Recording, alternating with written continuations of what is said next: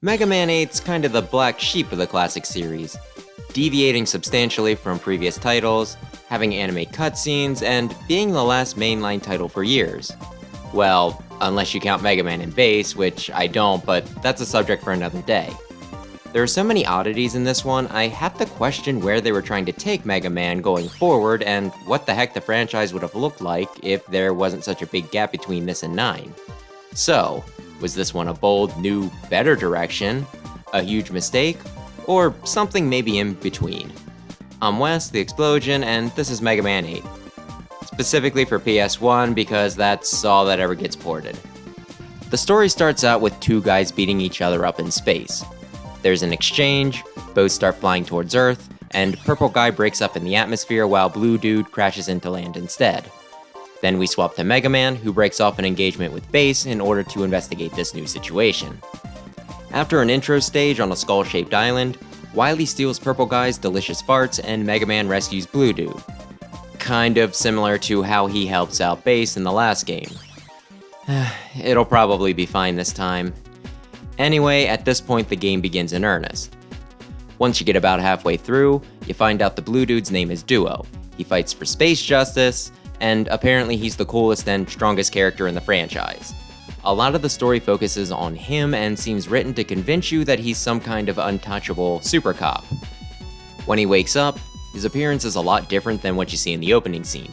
So he's clearly injured, yet when you fight him, you survive specifically because he feels Mega Man's sense of justice and lets him go.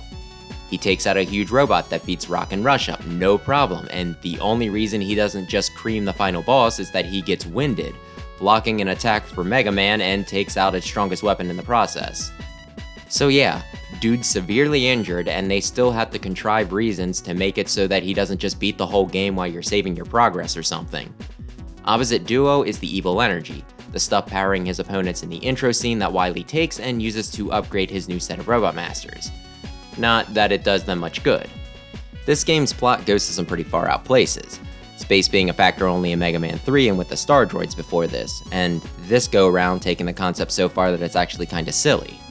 Still though, I kinda like Duo, with his busted power level, his brutish fighting style, and almost childish obsession with justice, so it's a shame we don't see him again.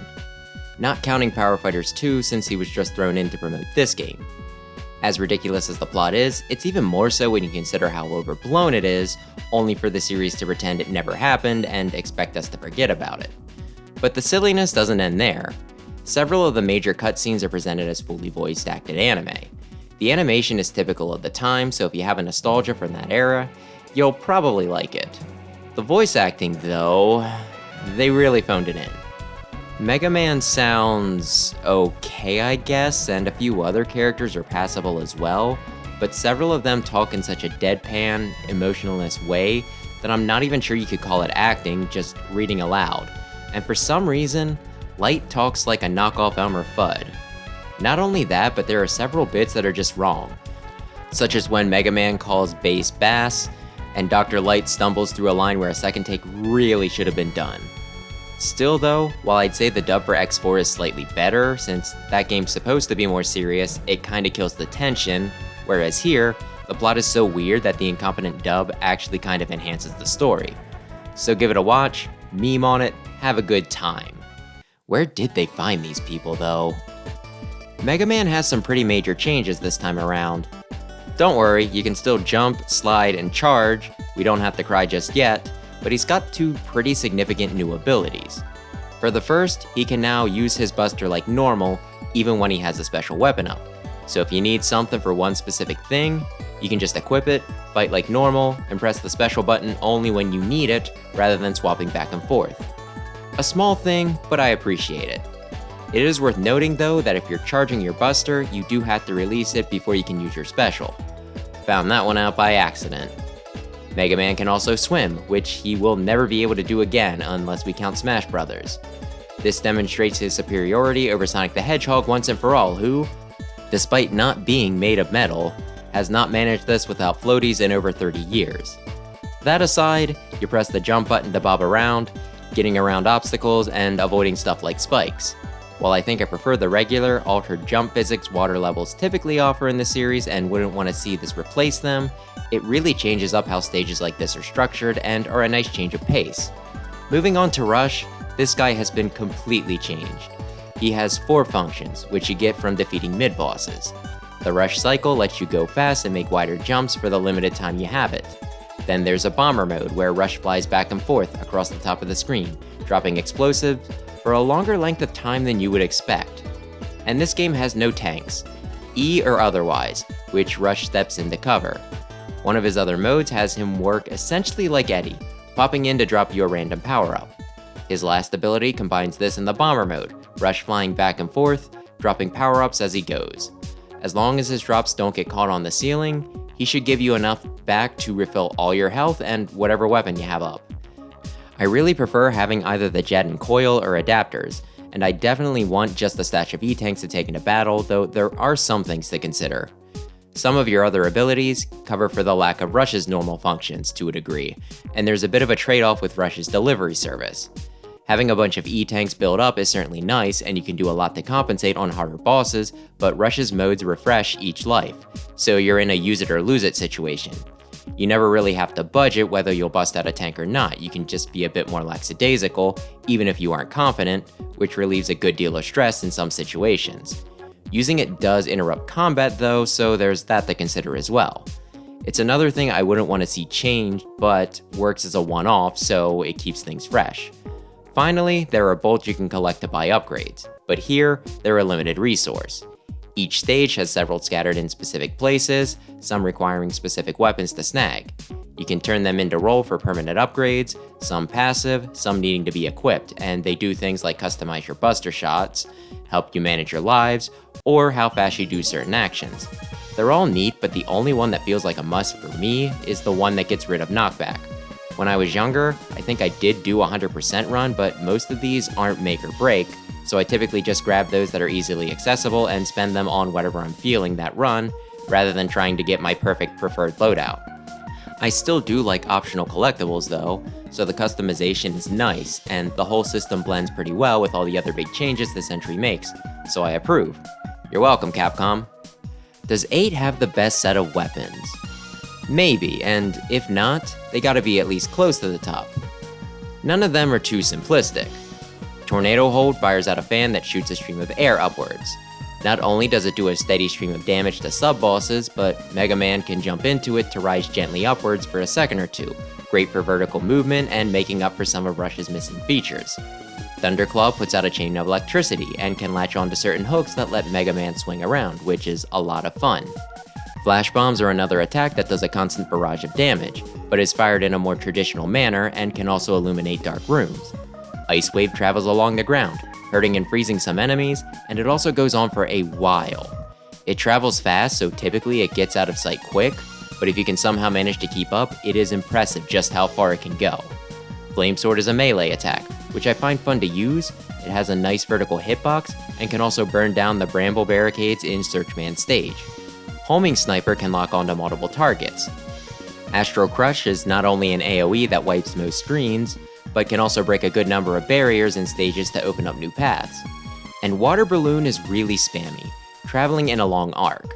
I typically only use it to plink though. And then there's the oddity I probably should have mentioned first, the Mega Ball. Rather than beat a boss, Dr. Light just gives it to you in the intro stage. Obviously inspired by Mega Man Soccer or Rockman Football or however it was localized near you, Mega Man pops out a ball and then kicks it, it ricocheting around until it collides with something it can damage. It's an interesting little toy and not a bad bonus tool, though I personally only use it offensively against 2 bosses. Instead, I tend to break it out more often for its secondary function, dropping one and then trampolining off it to get a bit of extra height to my jumps. While not quite as good as the Tornado Hold, it's a bit faster and simpler to use, so I'd recommend the ball over that for medium hops and the hold when you really need to get up high. Overall, a really solid group of weapons, not a stinker in the bunch. The stages here are really on point. The sprite work is really good and everything you interact with looks great, but I think what really gets me is just how much detail the backgrounds have. There's robotic sunflowers, a mountain village that reminds me of Dragon Ball, curious underwater structures, heck, even what looks like a skinless mecha dragon in the intro stage. While there's normally a little something to peek at in the background, I don't think we've ever gotten something so charming and distracting, me sometimes paying more attention to what I'm walking by, as opposed to what I need to deal with right in front of me. Mechanically, there's a lot to note too. The game is broken into parts, like last time. An intro, 4 robot masters to choose from, an interim stage, then the other 4 bosses, and finally, the wily stages. The regular levels are all longer than typical, actually being broken up into 2 halves with a loading screen in between, and if you game over, you can start right back at the second half, as long as you don't exit to the stage select. I can see why they're bigger too, since there's a lot of ideas stuffed into each.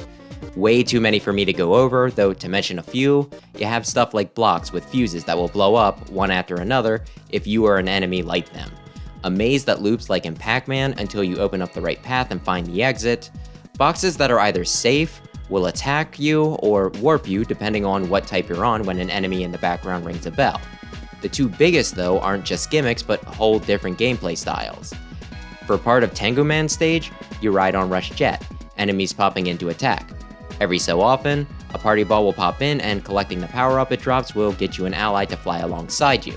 From auto-firing missiles, Beat crashing ahead, Eddie dropping bombs, or Rush just getting some projectiles of his own. It's kind of fun, though not really hard. It almost feels like a bullet hell if you took away the hell part, just a very mellow flight.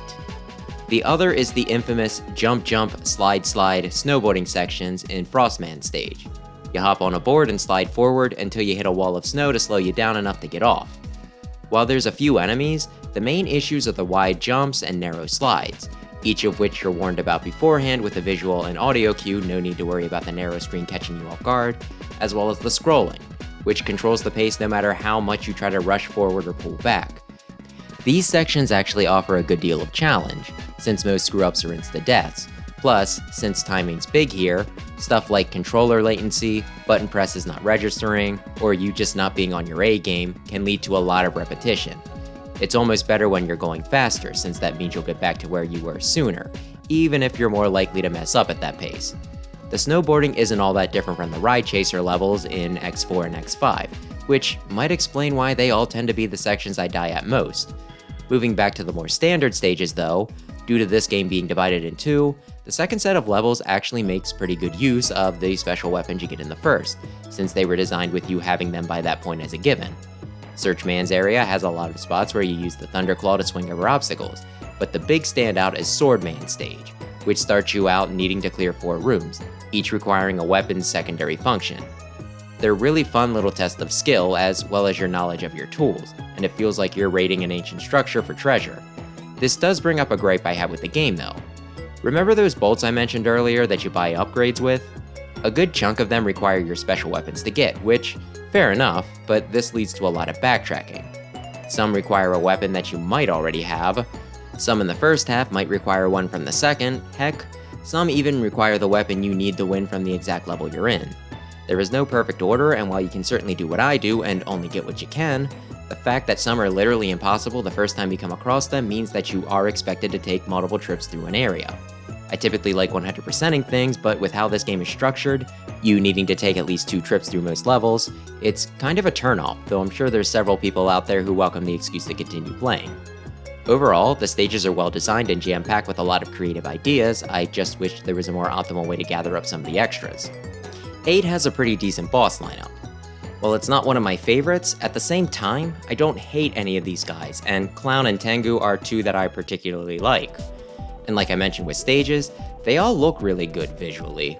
There's a lot of nice little details that the NES and even SNES just can't pull off, really letting them push what they could do with the designs. When it comes to sprite work, this game is a triumph, though I do feel compelled to admit that I like how 7 looks more. That game just had a very expressive and cartoonish vibe, which I love even if I do think 8 is technically superior. But I'm getting off track. Each boss has a fun little entrance, complete with a few lines they can spout as their light bar fills up. I think the voice work works a lot better here than in the main story, but since these encounters are so short and they're being played more as caricatures than characters, they probably were easier to pull off. Still, "I'm Aquaman, but you can call me handsome guy," and "I'll see you in my dreams" will never not stick with me. so I'm a fan of what they've done here.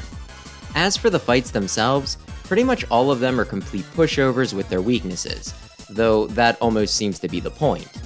All of them have some pretty nice damage animations when you hit them with their weakness, from Clown Man getting tangled up in his arms when you use Tornado Hold, to burning Searchman out of his cover and setting him aflame at the same time, and blinding Frostman with the flash bombs. This is the sort of thing that makes a weakness actually feel like a weakness, rather than just another weapon that does slightly more damage, and I can't imagine the creators putting these sorts of things in without them wanting you to actually see them, which is why I say exploiting these weapons seems to be the intended experience. And if you're the type to ignore this advice and go in Buster only, they're still not terribly hard. Maybe this is because there's 2 set of bosses, each with a weapon loop in this game, meaning you have to do at least 2 Buster only, so perhaps they were made easier on the whole to compensate. Going back through though and testing these out, only 3 gave me any sort of trouble. Clown Man swings in a pretty wide arc, plus with how he bounds around, he can trap you in the corner and make you have to choose between getting hit with his Thunderclaw or his body as you try to jump over him. Still, it's not super hard to outdamage him, but I'd say he's the hardest of the initial lineup. Then there's Astro Man, who can float out of reach and has an AoE attack that can be hard to dodge, maybe impossible depending on where the meteors come down, so a lot of his battle comes down to RNG with how often he uses it and how he bothers to make himself vulnerable. Then there's Searchman, who I'd probably consider the toughest Robot Master-wise. He throws out so many projectiles, then runs off to hide, so you're constantly dodging while not having the most opportunities to attack. I find his hitboxes pretty unreliable as well. Sometimes I jump up and manage to hit him while he's firing off missiles, sometimes my shot doesn't connect. Sometimes I swear I see my attacks connect when he's only a little off the ground and they just fly past because I guess I didn't hit him center mass enough. Maybe there's a reason beyond lighting him on fire that the flame sword is his weakness. Either way, at least now I have a legitimate reason not to like the guy. Moving on to special bosses, you fight a crab in the intro stage. It's barely a fight though if you use the Mega Ball, and while you could use Buster on it, his hatch doesn't seem to stay open for any length of time if you do, so just take the win. Halfway through the game, you face Duo. He doesn't have too many attacks and he calls out the fight once you prove you have a heart of justice, which shouldn't take too long, so it ain't hard. The whole thing feels more like an exposition fight than an actual boss battle, which is probably why he's included with the sub-bosses in Mega Man Legacy Collection's challenge mode. The Bagworm I absolutely hate. There are 4 openings in the ceiling, which will drop 4 enemies. One is the actual boss, and the others are just pods that will attack you, dropping down to either fire off attacks or just smash your head in. While you can hit the boss if it appears on either side of the room with the Ice Wave, the primary method is to use the Mega Ball. Give it a kick and try to get it to ricochet into whatever hole the boss is hiding. It takes some trial and error to figure out the best spots to kick from, and the ends seem to be the easier ones to pin down, but your best bet might just be to fire wildly and hope it hits. The other pods drop weapon energy as you break them, so there's not too much of a chance of you running out. Late in the fight though, there's a dummy boss that will fall and crash to release a sizable shockwave, so there is some risk to the attack willy-nilly strat. I am really not a fan of using the ball for anything other than jumping. I can't calculate trajectories, video game or otherwise in my head, so of course, I hate this boss. I remember it being a breeze when I originally played, but last run, it was one of the only 3 bosses to make me ask Rush for help and the only one that managed to take me down when going in full health. That it's paired with the hardest stage in the game, making you do it again upon failure, well, it does nothing to endear it to me. Then, in the only fight not to take place in a room, but during a Rush Jet section, you fight this big robot drone thing. If you come in with plenty of health and have some allies like Beat and Auto with you, it goes down easy, you just attacking its limbs as they open up to attack you. If you screw up, go in super weak and then die, it'll be a good deal harder to deal with the boss without any backup, but still not too hard, especially if you use your Astro Crushes smartly, when all its parts are open. Then you fight Super Bass as a sub-boss, because at least one of us got to keep the upgrade.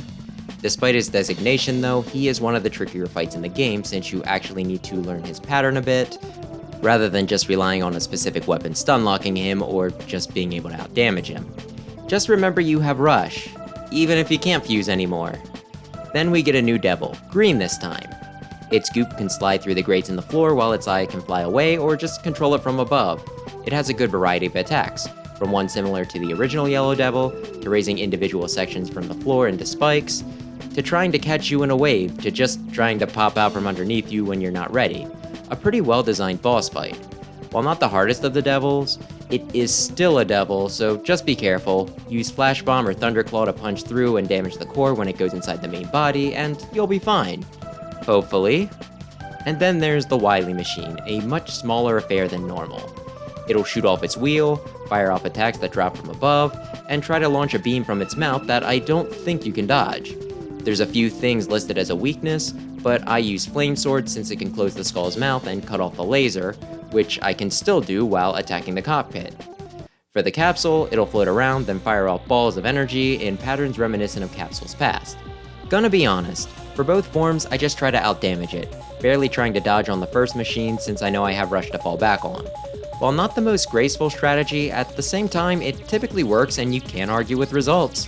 While I hate the bagworm and feel a little too brain dead on the final boss, for the most part, I do have a good time with this roster, even if they don't put up too much resistance. Maybe it's more the spectacle. Oh, and there's bonus fights against Cutman and Woodman, but only in the Saturn version, so I haven't played them. They look kinda fun though. The music is another departure. Normally, we get rockin' tracks to hype us up in these titles, and while 7 stepped off the beaten path a little with its more upbeat and whimsical listings, 8 really sets itself apart by having maybe the most chill OST of any Mega Man game. Even more so than the Battle Network titles, with all their downtime. This is the sort of thing that I could see being a turnoff for some people who prefer the feel of the previous entries, and while those would be my preference, I still do really like this one. It wouldn't top my soundtrack list, but most tracks are so comfy that I could see myself just reading a book while they play in the background, especially the ones for Frost, Search, and Aquaman.